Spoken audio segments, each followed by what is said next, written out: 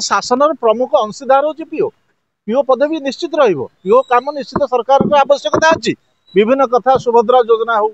आपण धान मंडी व्यवस्था हो आपण प्रधानमंत्री आवास अनुसंधान हो भत्ता बंटन हो सबु क्षेत्र में पीओ आवश्यकता अच्छी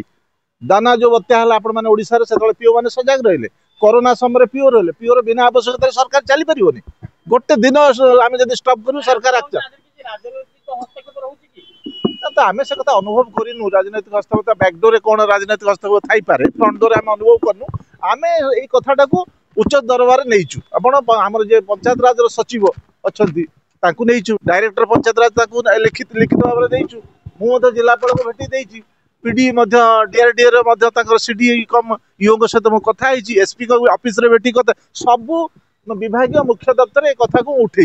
मु लक्ष्य रखुची ये कथाटी केते दूर आम न्याय मिलूँ जदि उपयुक्त न मिलला आम जो जिलापाल कथा अनुसार जिलापाल कहे आम तुम कथा को गभीर भाव अनुसंधान करुँच न मिलला आम 7 डेज पर पुनर्बार बैठक करूँ पुणी आंदोलन को व्यापक करूँ आज आम कलम जो 3 दिन आंदोलन केते तारीख भाई 3 दिन है आज 4 दिन है नहीं 3-4 दिन है जो कलम छाड़ 10टा ब्लॉक रे चली आज आम स्थगित कलु एटा को आम गोटे सप्ताह घुंचाइलु।